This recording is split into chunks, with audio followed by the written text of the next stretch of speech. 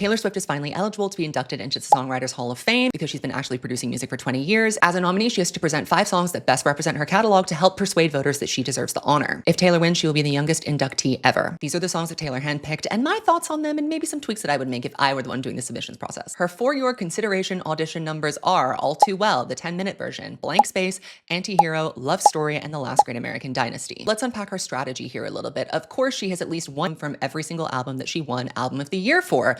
The most perplexing outlier on this list to me is Anti-Hero. I think this is the weakest song of the bunch, and it really pales in comparison to the rest of what we have on this list. Otherwise, I think these are very excellent choices. We've got the narrative fiction from the folklore era with The Last Great American Dynasty. That is truly some of her finest songwriting ever done. That reveal is executed so masterfully at the end. Love Story, I mean, come on. That's a classic Taylor Swift formula that has been repeated on so many different albums and attempted by so many other artists. It was also a huge country pop crossover hit, shows her genre versatility. Blank Space is the smartest and best written pop song she has ever created, so I really can't criticize that as an ambassador for her shift into more commercial pop music. All Too Well 10, I mean, come on. First person stream of consciousness, narrative, diaristic songwriting. It's the goddamn blueprint. It's also basically her workbook showing how she arrived at a 5-minute flawless construction. I'm not sure what point Anti-Hero is supposed to prove here other than the fact that it was included on an album that won a Grammy. If I was going to tweak any of the things that were submitted, I would absolutely swap out Anti-Hero for You're on Your Own Kid. I think You're on Your Own Kid still symbolizes that like new era of Jack Antonoff pop that she explored after 1989. And when I first heard You're on Your Own Kid, I immediately was like, this reminds me of Debut. There's something very big sisterly and nostalgic about it, and it really plays to her core strengths as a songwriter, which is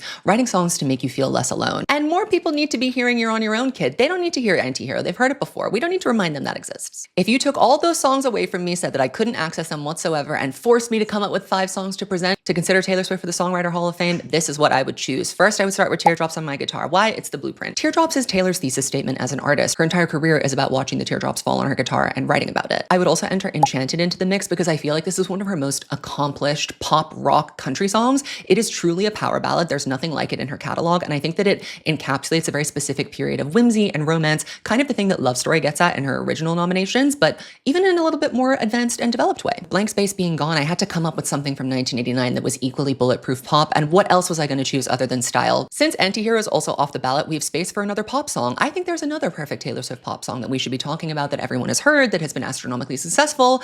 Cruel Summer. It's truly one of the best pop songs in her catalog, and also very emblematic of that Jack Antonoff production style that she adopted later on in her career. So we have Style for the Max Martin of it all and Cruel Summer for the Jack Antonoff of it all. 2 equal forces. Now we need something to represent her indie singer-songwriter spin with Folklore and Evermore, and I was really torn between The Lakes, My Tears Ricochet, because I do think that all of those songs contain an entire world. All right, those are my small little tweaks and my top picks for the Songwriter Hall of Fame. What do you guys think? What would you have put in there? Is there anything you would take off from her official submissions list?